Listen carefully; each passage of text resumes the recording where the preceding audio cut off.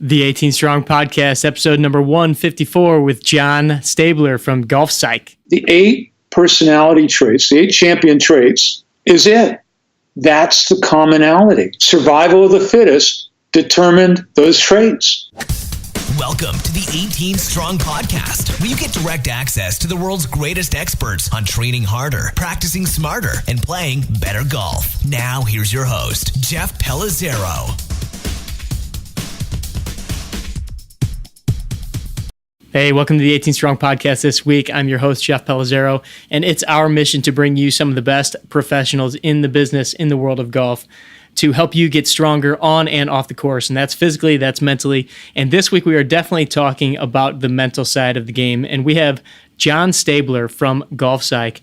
And GolfPsych is basically an organization started by Jon and his wife, Dr. Deborah Graham, years ago, back in the late 1980s, revolving around the mental side and the personality traits of LPGA golfers and eventually PGA golfers, champion golfers. And what are the 8 traits that they have found, statistically found through these personality tests, that really determine a champion golfer? And it's kind of crazy to hear how all of the 8 traits consistently scored with some of those dominant players that they've tested. And I'm not talking just about a few tour players. These guys have worked with over 400, either LPGA, PGA, Champions Tour, web.com, nationwide, whatever it is. They've worked with players from all of those tours, and they've got over, I believe on their website it said, over 31 major champions that they've kind of worked with, that they've tested. And so they know what it takes to become a champion. They know the traits, and Jon's going to walk us through in a very detailed fashion. I'm going to let you know right off the bat, this episode is a little bit longer because we go a little bit into detail on each of the 8 traits, but it's going to be like getting a PhD in the personality traits of the golfers that win the most. All right, I want to jump right into the episode here with Jon because we have a lot to cover on the personality traits of the golfer. But before we do, I want to say a quick thanks to our sponsor for this week's episode, which is Scratch TV. As you know, Scratch is a social and media platform for everything related to golf, especially the fun side of golf. So it covers a lot of content from the PGA Tour. Their social media follows everything that's going on the tour, off the tour, on the course and off. And they've just got a lot of fun and entertaining content. So I definitely want you to go check out scratchtv.com, or you can go to Facebook, Twitter, Instagram, all of those different platforms, and check out Scratch TV. All right, let's get into our interview with Jon from GolfPsych. Jon Stabler, welcome to the 18 Strong Podcast, and thank you so much for taking the time. Hey, Jeff, my pleasure. Happy to be here. Excellent. Well, I know that you have done so much work in the world of golf and the psychology behind golfers and working with champion golfers. You guys have quite a stable of players that you've worked with, and the testimonials on your site are pretty incredible when I was reading through them. But I want to know, and I'm sure the 18 Strong community wants to know, a little bit more background on you and how GolfPsych got started. Okay. Well, GolfPsych truly got started way back in 1980 when Dr. Deborah Graham, decided to do her doctoral thesis on a personality study of the LPGA players. And the question she asked for that study was, is there a difference between the frequent winners on the LPGA and the other players on the LPGA? You can't just walk out on the LPGA. You got to have some pretty good physical skills. So everybody out there can play, and everybody out there has a pretty good history. But some people win a lot, and others may be out there for a full career and never win. Make a lot of money, but they never do it.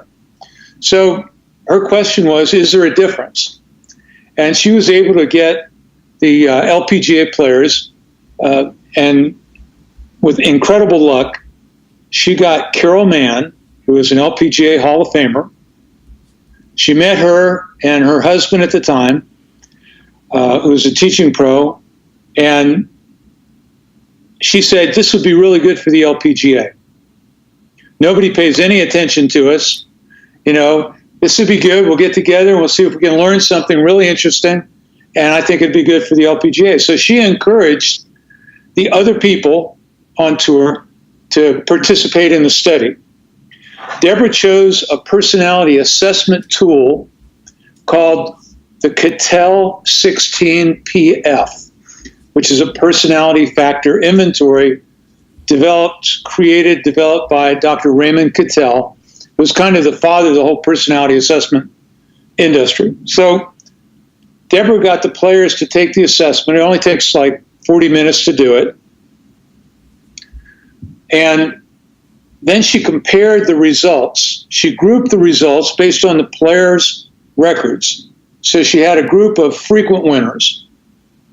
And then she had a group, she called that the champion group. And then she had a group of near champions. These are players that have won once or twice, but been on tour for a while. And then she had a group of non-champions, players that have been on tour for a long time. And she statistically compared the three groups, used software from the University of California system called BMDP. And that analysis, that statistical analysis, compared all the personality traits. There were 32 personality traits measured. And the statistical analysis came back and said, on 8 of these traits, the frequent winner group was a lot different from the other tour players. So right there was a discovery. That was a big aha moment. Sure. Because level of statistical distinction was at the 95th percentile and above. Whoa. I mean, it's like black and white. It's like the frequent winners line up here on these 8 personality traits, and the other tour players don't. And so she got that result, and she earned her doctorate in psychology with that study, and proceeded to graduate and go into private practice in Southern California. And she worked with athletes. She worked with some golfers, but she had a regular practice. And then we met in 1988, and I learned all about her study and what she'd done. And meanwhile, she'd done another study of race car drivers. Went all over the world, did the exact same thing, champion race car drivers, and found out they had a group of champion traits as well, which were different from the champion golfers. Interesting. Very interesting. All right. By now, I'm sure the audience is thinking, okay, let's get to the 8 traits. What are the 8 traits? So if you can, share with us, and depending on time. Yeah, go ahead. Let me preface this, Jeff. Take a step back and think about the players that are, let's say, top 50 in the world, most likely clearly in the frequent winner group. Now, look at them, think about them. What is it that they are all doing that has them at that level? Are they practicing harder than other people? No, we know that. Some are really hard practicers, some are not. Mm-hmm. There's quite a spectrum. Do they all swing the same and different from the other players? Well, no, they don't all swing the same, and there's a wide variety. And there's other players that haven't been that successful that they might point out and say, man, I wish I had that swing, kind of thing. Mm-hmm. So that's not the commonality. Do they all go to a swing coach nobody else can go to? No. They have equipment nobody else can get? No. So there's nothing obvious. The 8 personality traits, the 8 champion traits, is it. That's the commonality. Survival of the fittest determined those traits for stroke play golf. You ever notice how when they go to the match play format, the top players don't always come out on top? Mm-hmm. Guess what? If we did a study, if they played enough match play and we could identify frequent winners at match play, I bet a lot of money the champion traits would be a bit different for them than it is for the stroke play. Anyway, okay, so that's perspective. The 8 champion traits. Are your listeners, well, they can go to our website and they can see the chart with the 8 champion traits on a profile. Yeah, we'll exactly. Yeah. We'll link everything up in the show notes so they know they know where to go. And if we have your permission, maybe we could even put that chart on the show notes page. Well, that's exactly what I was thinking. So the first champion trait. First of all, on the profile, you'll see there are 16 horizontal bars, and each end is a personality trait. In other words, these are bipolar scales. So, for example, in the first trait on the profile, on the left side, it says cool. And on the right side, it says warm. Okay? This has to do with focus. Left side is introverted. Right side is extroverted. Okay? Mm-hmm. So on this scale, it actually has numbers 1 through 10 from left to right. But it's not 1 is bad, 10 is good. It's where are you in terms of how cool and how warm you are, which will vary from time to time. Okay, but generally speaking, when you take the assessment, you come up with one score that says how cool you are and how warm you are. For example, if you measure a 5 on the scale, right in the middle, well, at times you can be very inwardly focused, more introverted, and at other times you can be very externally focused, maybe at a party or, out with some buds and having a great time, very extroverted. By yourself, focused on a problem, very introverted. Okay, so 5 would be an average score.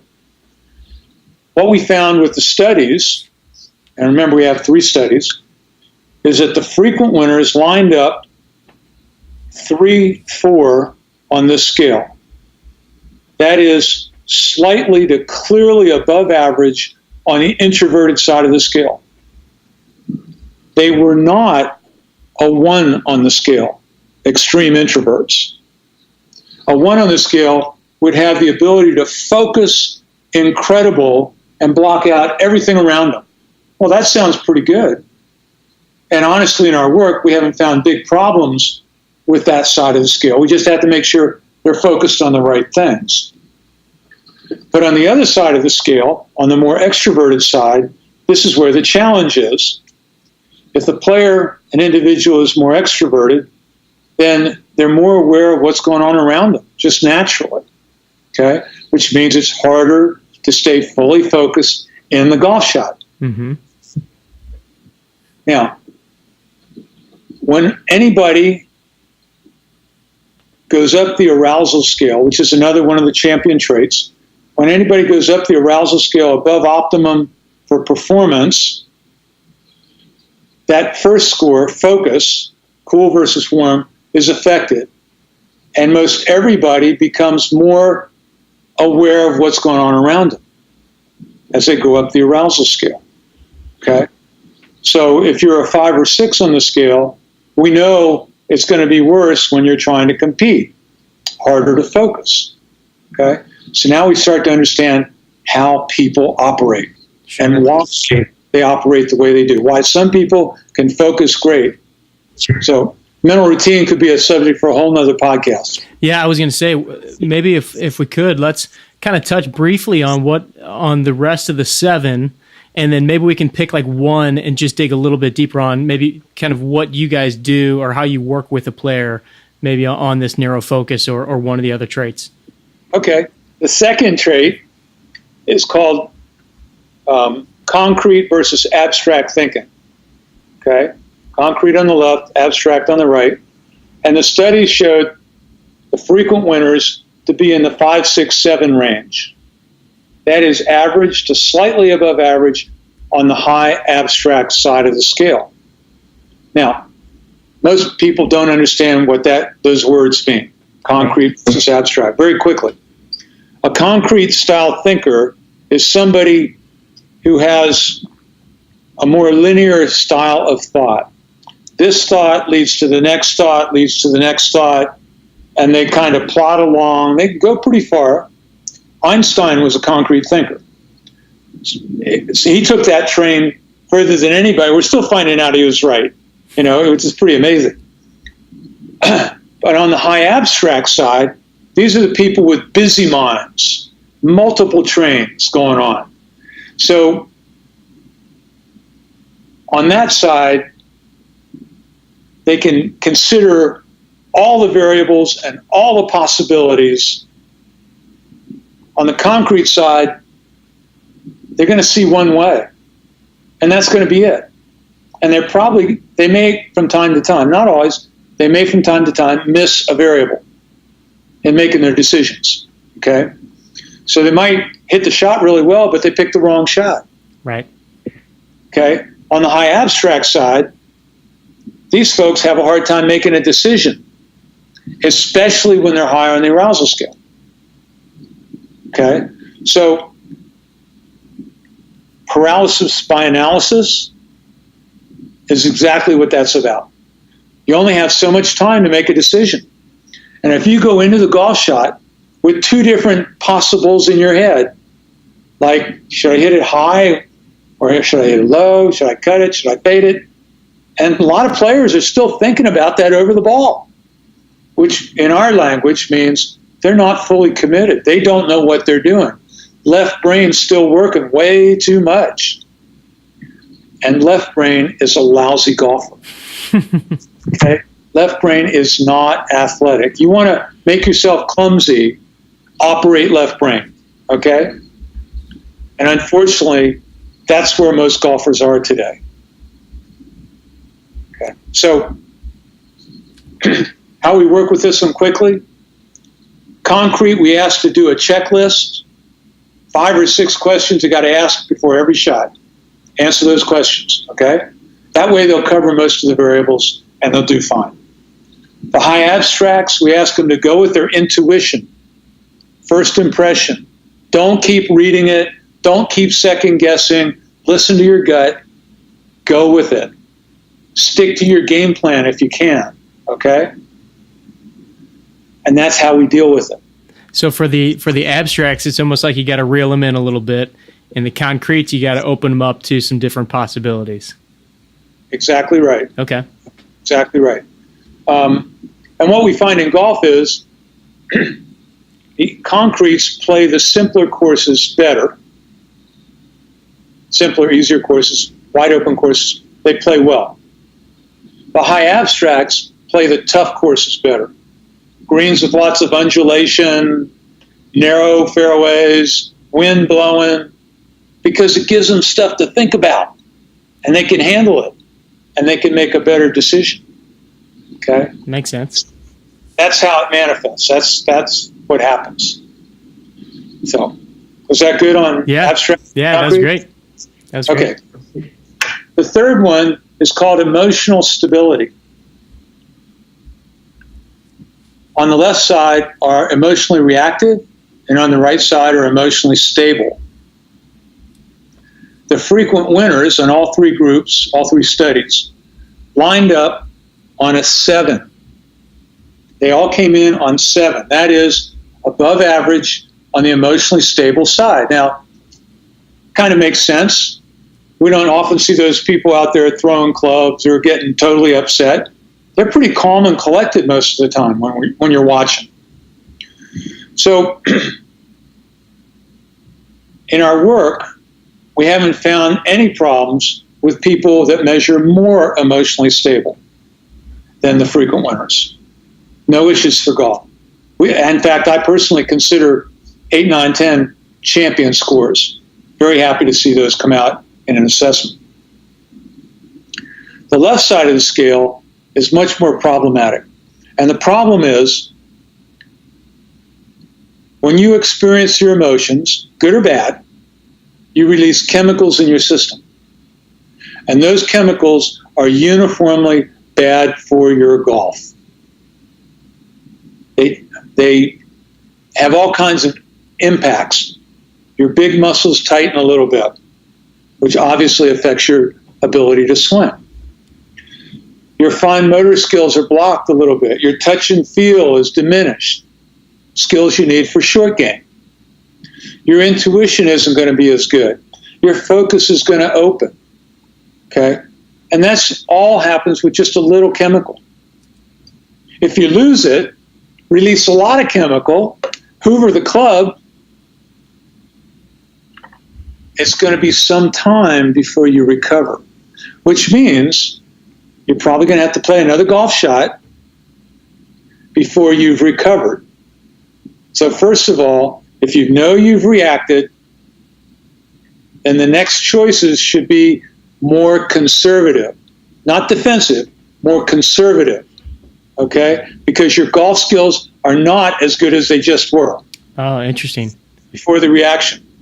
So if you blow a shot and you get upset and you come to the next shot, which is not in a good spot, and you try to play the hero shot, well, the chances of pulling that off just went way down because you reacted to the miss, which means multiple bad shots in a row, and very quickly we're on the bogey or the double bogey train because the emotions keep happening. As long as they keep happening, the chemicals stay in your system and they keep screwing it up. If you're a scratch player and you react, you might be a 10 handicap effectively, or a 15, or maybe worse, because you reacted. Let's take a second here to thank our sponsor for today's episode, which is Rad Roller. As you know from the podcast, the Rad Roller products are some of my favorites, and I have them in my toolbox every single day to use with clients or to use with myself. And basically what they are is self-myofascial massage tools to mobilize the tissue on your body so you can move better, you can swing better, you can take them with you pretty much anywhere you go, traveling or in your golf bag. But they're not just for golfers. If you check out Rad Roller's social media, you're going to see that they're being used by pretty much professionals in any sport that you can think of: baseball, hockey, football, running, trail running. All of these different athletes have started to figure out that the Rad Roller products are some of the best to get their tissue moving better. And so for you, that means playing better golf. If you haven't checked out the products, go to radroller.com and use the code 18STRONG to get your discount on any one of their amazing products. All right, let's get back to Jon and the 8 traits. Whether it's can't take it from the range to the course, or reacting on the course and your game just falls apart and you melt down, that's all about emotional stability. And what we want the players to do is, instead of emphasizing the outcomes, emphasize the things you can control, try to let go of the rest. And once the ball's gone, there's nothing you can do about it. After the shot, ask yourself, how good was my mental routine? We have a 4-question technique for that. And so you ask yourself those questions instead of trying to fix your swing, which makes you left-brained. It doesn't work. You ask yourself questions about things you can control, and once that's done, the shot's over. Now take your thoughts off the round until it's time for the next shot, whatever it is. But if you're spending your time beating yourself up or analyzing your swing or, just really boiling, you're not going to play your next shot very well. It's just the way it works. So accept your outcomes, acknowledge, I like it, I don't like it, how is my routine, and make your routine more important for the very next shot. Doing whatever you didn't do so good this time, do it better in the next one. That's how you deal with a miss. And that's how you keep your emotions in control. You got to control your thoughts to control your emotions. All right, so the next one on the chart is called dominant submissive, or the dominant skill, we call it. Left side is submissive, right side is dominant. The frequent winners measured 5-6 on this scale. That is average to slightly above average on the dominant side. Okay. Now these are the frequent winners. Today in golf, we think bomb it and use your lob wedge to get up and down, and that's the way you're supposed to play, right? Hit it further than everybody else and wedge in. That's what you're supposed to do. Well, that's super dominant. Phil Mickelson on this scale, probably a 12. High dominant, right? Mm-hmm. And he's blown himself out of it by being too dominant. Under pressure, the dominant player goes more aggressive. They push it, they press. Under pressure, the submissive player goes more defensive, get more careful, defensive. So what we do with this one to get players operating at the optimum level for golf is all about the game plan you make up before you go out. Before you go out, get the weather report, understand the direction of the wind, and a hole layout so you know what direction the wind's going to be coming from. And then decide what club, what target for every tee shot, what club, what target, what part of the green do you want to be on for every approach before you get out there. Don't make it up as you go. And then commit to the game plan. The game plan should have you playing to your strengths, not just responding to what's happening, right? For example, what's your favorite, Jeff? What's your favorite approach, yardage, and club? If you could just put the ball down for your approach shot, where would you put it? What club? I'd put it at 100 yards, and that's usually about a gap wedge for me. Perfect. And you like that because you hit it well. Mm-hmm. It's a full swing. Yep. Just feels comfortable. Like throwing darts. A lot of confidence. Okay. So in your game plan, you should be playing for that position as much as possible.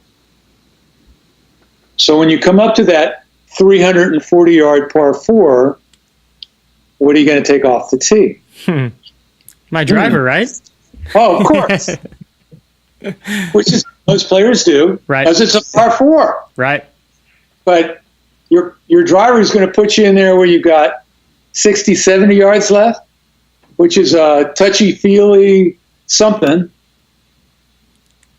which is really hard to do when you're under pressure. Yeah. Really hard to do. Okay? So that's what I'm saying. Make your game plan, play for your yardages, and set yourself up for success that way. This also keeps you from going crazy dominant or crazy submissive. For the submissives, we want them to take a little more risk than they normally would. And for the dominants, we want them to use the 50% rule, we call it. That is, when you're considering the shot, if you hit the shot 10 times, you have high confidence it would work at least 5. 50%, okay? Mm-hmm. So what happens with the high dominance, if there's a hole this big towards the green, they're trying to go through it. Right. Right? There's no way they're hitting sideways or backwards. It's just not a choice. And they pay for it sometimes. Sometimes it's magic. We call them hero shots, right? Nuts. So try to pick a shot with at least 50% probability, and you'll be better able to commit. You'll have more confidence. Therefore, you'll play, and you'll get a better outcome, more solid. I like that. Yeah, that's good. All right, we're halfway. There we go. Number 5. Yep, tough-minded. Left side is tough-minded. Right side is tender-minded. The frequent winners on all the tours scored 6-7. Excuse me, 7-8. They scored 7-8 on this one.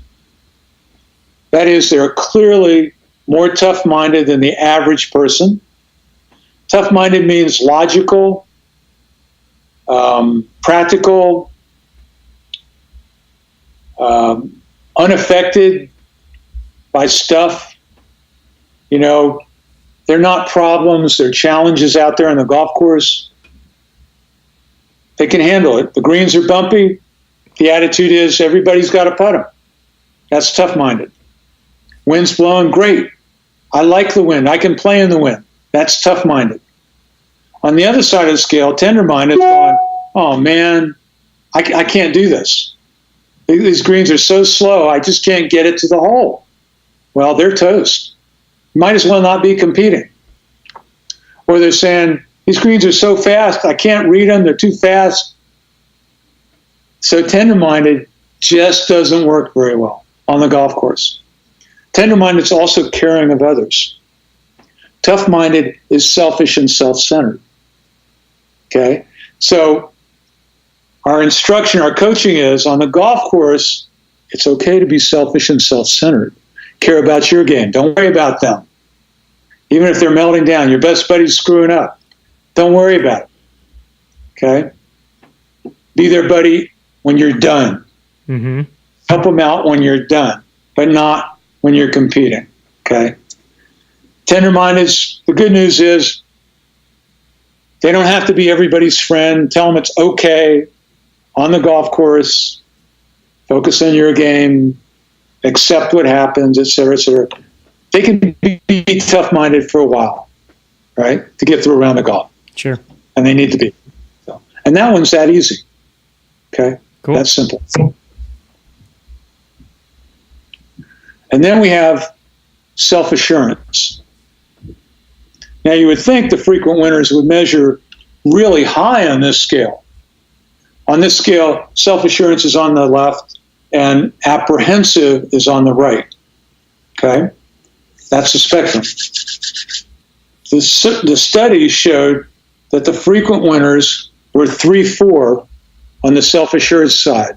They didn't all measure 1 or 2 on this scale. And what we figured out is they were that way before they started playing. Sure, the wins help, but they were self-assured to begin with. Okay? On the apprehensive side of the scale, these people struggle because they don't trust themselves, they don't believe in themselves enough, they don't expect good outcomes, they think they're only as good as their outcomes, they're only as good as how much money they make, they're only as good as what car they drive, what neighborhood they live in, how big their house is. Everything's about outcome. Which means there's that much more pressure on any golf shot and any putt. Because the outcome determines whether they're good or not, whether they're a good person or not, whether they're worthwhile or not. And quite often their self-talk is really bad. And they really just beat themselves up. Which doesn't help. Certainly doesn't help with emotional stability. Doesn't help with arousal. Right? We've got to keep arousal in the optimum for golf.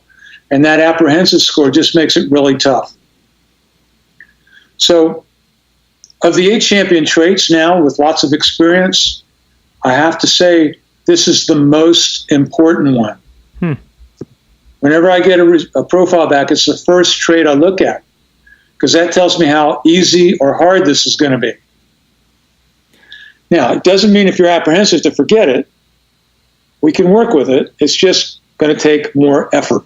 That's what I was just going to ask, is how hard is it to take somebody that's way more on that apprehensive side and shift them over? Yeah, 9 or 10. Well,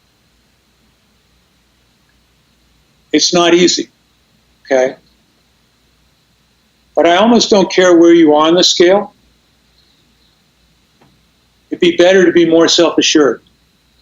If you're a 3, a 2, a 2, a 1, if you could be a +1, if there's such a thing, that would be good. I'm not talking a false sense of self. I'm not talking about conceit. I'm talking about belief in yourself, like yourself at the bottom. Let me give you a little hypothetical. 2 players, player A, player B. Player A goes up to the tee. I need to run through this quickly or I'm going to use up lots of time. Player A goes up there with lots of confidence, stands up to the ball and bangs it out there. Great shot. Mentally pats himself on the back. Doesn't have to dance around on the tee or anything. Steps back. Player B steps up. Player B's apprehensive.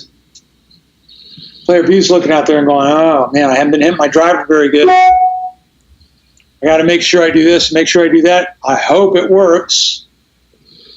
And they're swinging tentative. They may be holding on. They may be trying to guide it, make sure it doesn't go somewhere they don't want it to go. And for our example, we'll just say they happen to hit a good one. Whew. Okay, got away with one, right? That's good. Okay. All right, what do we got?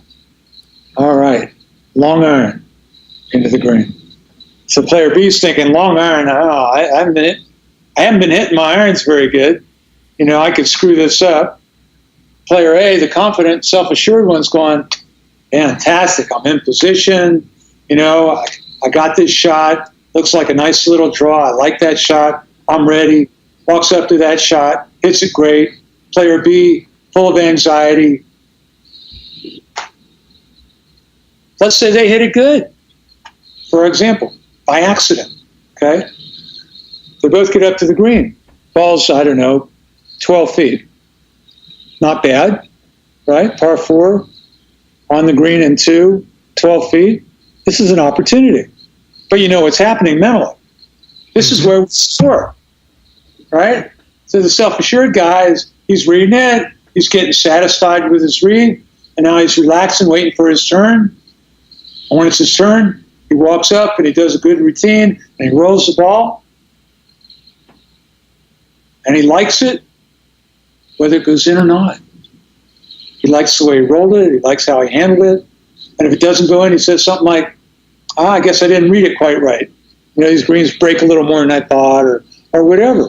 He's not beating himself up. But often he'll make it because he's rolling it with lots of confidence.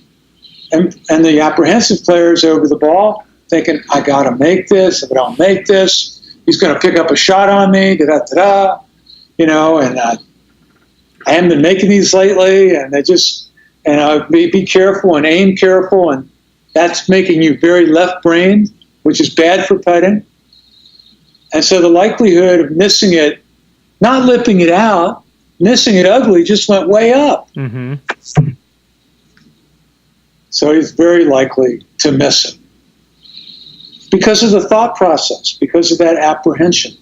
And then because of that, every time they fail to get the good outcome, it hurts the confidence. And so high apprehensives are more susceptible to things like the yips. Okay? It's kind of a setup. Golf is a setup to develop the yips for a high apprehensive. These people work really hard on their games, beat a lot of balls, take a lot of lessons, because they don't want to fail. Failure is a bad thing. So you can see how this just makes it really difficult to play golf well. Almost seems like it could have that major snowball effect. One thing goes wrong, leads to another thing going wrong, leads to another thing going wrong. Kind of that whole deal. Meltdown is ready to happen at any moment. One bad shot is all it takes to knock them off their confidence, which is not the way it should be. Golf is hard enough. We don't have to make it harder. We all get in our own way all the time. That is for sure. So this is the one trait where we actually work with people to help them become more self-assured all the time. The rest of them, it's for golf. But this particular one, we are literally working with them to try to improve or strengthen self-assurance because it's good for their life. Mm-hmm. It's good for everything. And we have lots of ways. I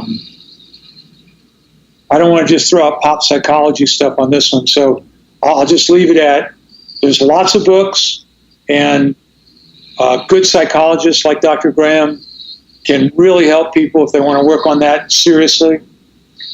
But if that's where you are, if you're high apprehensive, if that sounded familiar, you really need to address it. All the practice in the world isn't going to fix it. You can't prove to yourself that you're a good golfer because you can't hit every shot perfect. And as soon as you miss, you're going to lose it.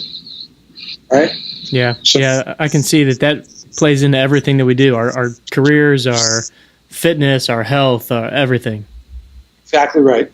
Exactly right. So there's another kind of confidence before we move on, and that's called performance confidence. You develop performance confidence through practice, through goal-oriented practice and testing. Okay? Prove to yourself that you have that shot.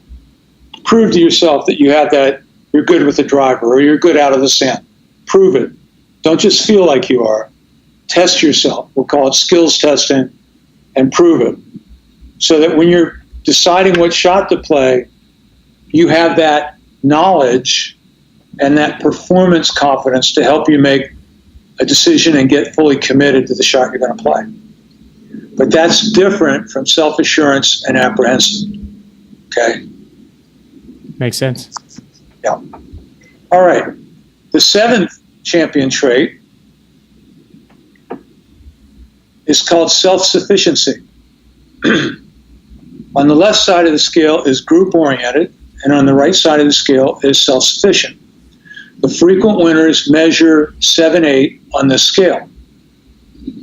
They are clearly above average self-sufficient. Self-sufficient means you like to make your own decisions. You prefer it. You're most comfortable guiding yourself. Group-oriented folks are better suited to group sports, team sports, where a coach is saying, do it like this, and the group-oriented person is saying, absolutely, yes sir, yes sir. And they do it. But the self-sufficient person in the team arena is going to have some problems with the coach, okay? Golf is an individual sport. Making your own decisions, liking to make your own decisions, makes it easier to make those decisions. Whenever we find a caddy clubbing a tour player, we break that up. We push the player to make the decision. The caddy can offer information, but should not select the club or even say, I think it's this club. Offer information. You know, yardage, wind, uphill, downhill, need to be on this part of the green, slopes like this. That's it.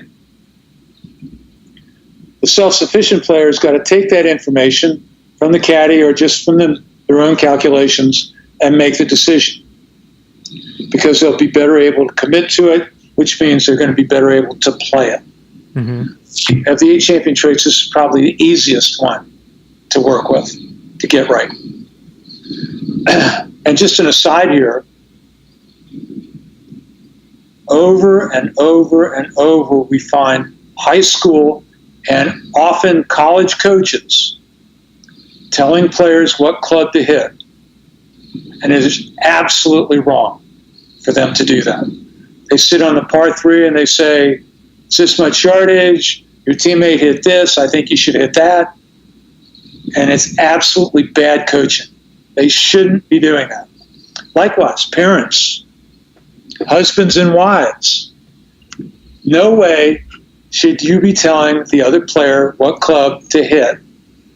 If they don't think that's the right club, maybe they're going to try to do what you say, but they're just not going to be able to do it. Right. They have to decide.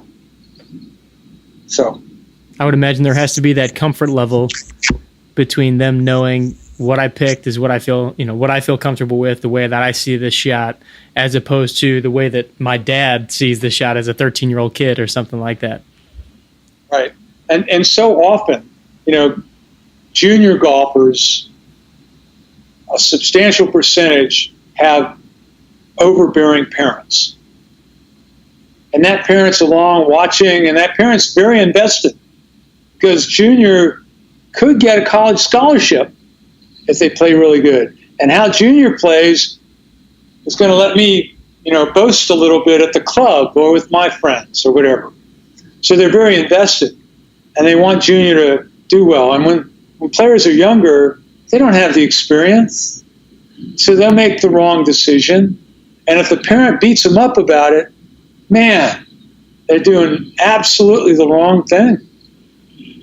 Yeah, I would imagine that then plays into that apprehensive part too, because, I keep making the bad decision, my dad keeps getting mad at me, or my coach keeps getting mad at me, and now you're apprehensive as to what decision you're making. Think about that player-parent dynamic. That dynamic was there when the player was 4, 5, 6 years old. And that's where the apprehensive is set up. When the parent's saying, why don't you have that done yet? Your brother was done 10 minutes ago. What's wrong with you? And what's the child hearing? I'm not as good as my brother because I didn't get that outcome. So if I get that outcome, they'll love me. If I don't get that outcome, I'm not good. That's where it gets set up. Right. And then as they get older, the dynamic's still happening. It reinforces it.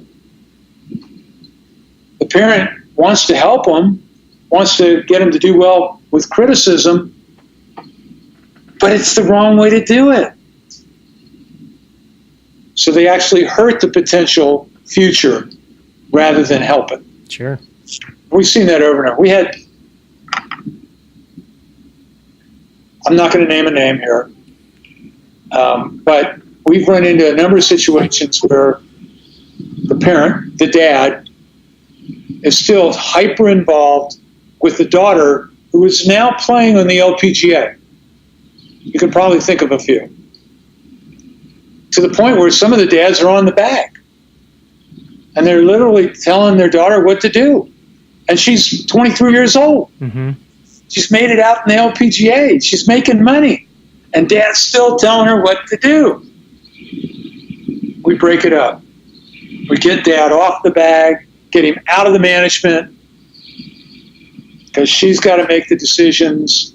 She's got to be happy with it. And it can reduce the conflict potential dramatically. Sure. Which helps the player play, helps them settle down. Anyway, we went back to self-assurance there for a moment. Yeah. All right, I think we're on to number 8. Yes, arousal. I'm not talking sexual arousal here. Good, wrong podcast. Sorry. Hold it back. Take it back. Okay. The one side of the scale is super relaxed, couch potato, and the 10 end of the scale, the right side, is super aroused. This would be your type A personality, your ambitious, big-time ambitious person. These people have lists. These people could never take a nap during the day. No chance. They're driven, okay? On one end of the scale, the left side, super relaxed. So, the personality studies found frequent winners ranging between 4 and 6 on the scale. Actually, 4 and 5. We've added the 6 over time. Because 5 and 6 are basically average. Okay? But then we supported that with other research we've done. So this means that they're average to slightly above average on the relaxed side of the scale. Now, from experience, we know everybody goes up the scale a little bit if they care about performance when they go to compete, when they go to play. Which means if you're a 4 on the scale, you're probably going to be 5 or 6, which happens to still be within the range. But if you're a 6 and you go up to 7 or maybe 8, you're out of the range. And when you're too high on the scale, a bunch of those things I mentioned when we talked about emotional stability are happening. You're not going to be as good a golfer. Typically, your swing's going to get quicker, okay? And you're going to become more emotionally reactive than you normally are, which is bad for releasing chemicals. And as you go above that 6, you'll become more aggressive if you're a dominant personality. You're going to become more defensive if you're a submissive personality. Your mind's going to get busier if you're high abstract or if you're concrete. For the concretes, that works for them. A little more aroused. Mm-hmm. But for high abstract, it makes everything harder. Okay? So arousal is pretty important. But it's even more important than that. Okay? We knew it was important a long time ago, and we would coach players on calming and settling, and sometimes we get feedback, I'm relaxed. Look, I'm relaxed. And they wave their arms and everything looks loosey-goosey, but they're clearly talking louder and their eyes are brighter and, body language is up. So we have an argument. Everybody in the range knows they're up. They don't know it. So I went out searching for, first of all, a way to teach them how to meditate and make big alpha waves in the brain. Big alpha waves are associated or connected with a very calm mental state, okay? Mm-hmm. Low arousal. So I went looking for a way to help you learn how to make big alpha waves. Brain waves, right? Right. And there were brainwave monitors at the time being used in the biofeedback industry. You had to put a hairnet on, and you had to sit down and be still. Because if you shook your head or you smiled, the muscles created artifacts which the sensors would pick up and distort the readings. So I quickly realized the brainwave thing was not going to work for golf. Not active. We could do it in the office, but we couldn't go out and do it under the gun, so to speak. So I'm now involved in the biofeedback industry, and I'm finding out there's a whole bunch of things you can monitor that indicate higher or lower arousal. I went through things like heart rate monitors and skin conductance and skin temperature and muscle conductance, and for various reasons, none of them work. We used heart rate monitors for a while, way back, but we found out that they weren't responsive enough. They actually have a very slow-moving average. Take 30 seconds worth of beats and average it and update it with the next 1 second. So you get a slow-moving average. You think your heart rate's 72 beats a minute, but it's not. Every beat's different. But the heart rate monitor, you may have reacted 15 seconds ago, but your heart rate just starts ticking up now. Mm-hmm. So we can't tie that feedback to the action or to the thought. So I also found this thing called respiratory sinus arrhythmia. Don't ask me to spell that right now, okay? I'll look it up. Look it up. Respiratory sinus arrhythmia. Turns out that when you have big alpha waves, when you're peaceful and calm mentally, which also means you're going to be peaceful and calm physically, your heart follows a pattern called respiratory sinus arrhythmia. That is, as you inhale, your heart speeds up. The beat-to-beat interval gets shorter and shorter and shorter. And as you exhale, your heart slows down. The beat-to-beat interval gets slower and slower and slower. And you get this sine wave-looking pattern if you plot the instantaneous heart rate. They had systems. I tried it. I actually put a deal on, and I hit some golf shots, and I could see that this might work. So we took it. We bought the equipment. It was quite expensive. It measured your breathing and your heart. It plotted them so you could put out this nice 2-line graph in the moment. And as soon as your thoughts go left-brained, or you react emotionally, or you're all distracted, the pattern goes away. It becomes chaos on the plot. There's no predicting the next heartbeat interval. All right? So we experimented and real-worlded and developed a device that would display your level of respiratory sinus arrhythmia on a 0 to 100 scale. And we made it sensitive enough that I could literally tell when your thoughts change. Wow. That's how well this works. I can tell when your thoughts change. Okay? The direction of the movement of the numbers. As the numbers rise, it means there's no pattern. As the numbers on the range fall, it means we're starting to get this really nice pattern, and the next beat interval is falling within the predicted range. And the more times that happens in a row, the lower the numbers on the meter. As soon as the next beat interval is out of the range, numbers start going the other way. Mm-hmm. So now I can put that on a player.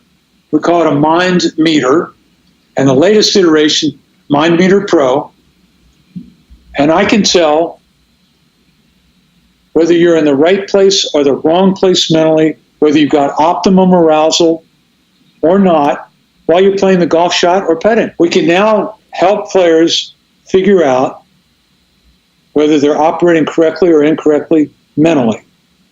Help them change the way they're thinking mentally and see that it's working. For any player to say, I'm not relaxed enough or I'm too aroused here, it's really hard to do if they don't have any way to measure it or any feedback.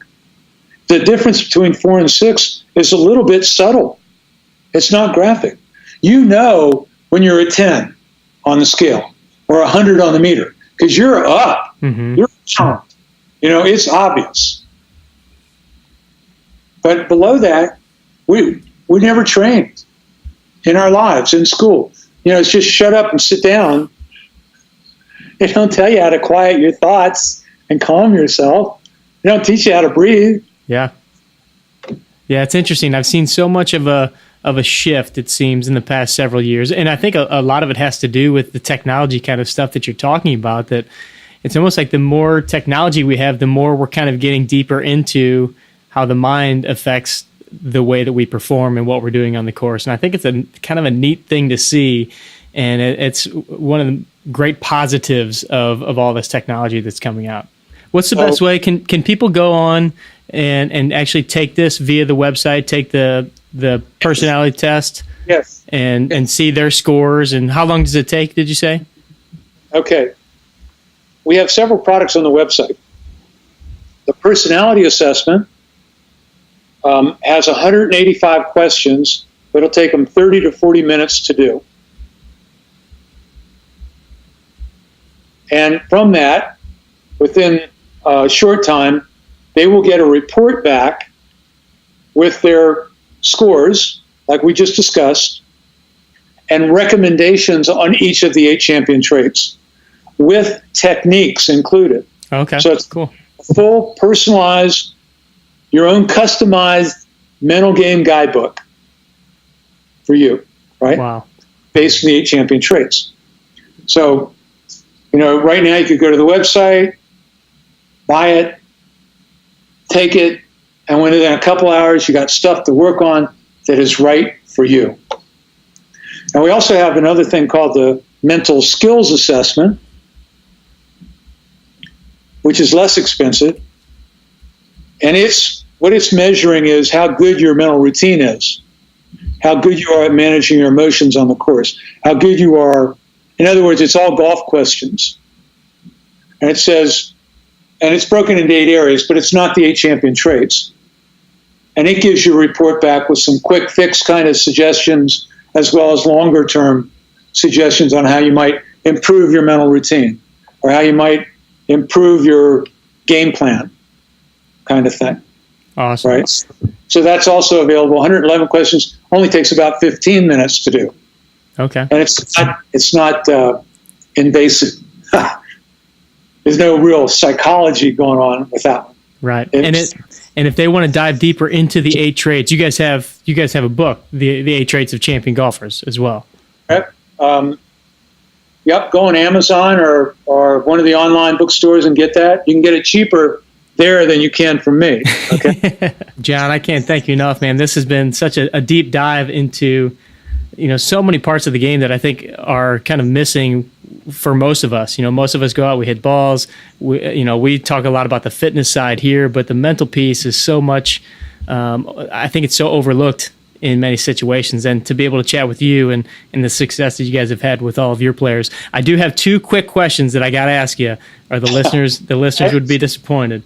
I have the Caddyshack versus Happy Gilmore question. First of all, which one's more of your favorite? No. Caddyshack. Yeah, all the way. Love it. And then if you could play 18 holes of golf with anyone, past, present, or future, who would it be and where would you play? I'd love to play with Arnold Palmer, maybe Ben Hogan, although he wouldn't be very chatty. And then, maybe Jordan Spieth, and I'd pick Pebble. Nice. All right, my friend. Well, thank you so much for your time today and sharing so much insight and information on the 8 traits. It's been a pleasure chatting with you, and we'll definitely be in touch with you. And I know the 18 Strong community is going to get a ton out of this interview. You're welcome. Thanks for joining us this week on the 18 Strong podcast. If you would want any more information on Jon Stabler or GolfPsych, just go to 18strong.com and look for episode number 154. We'll have all the links in the show notes there for you to go check out the 8 traits and all the other links that we talked about in today's episode.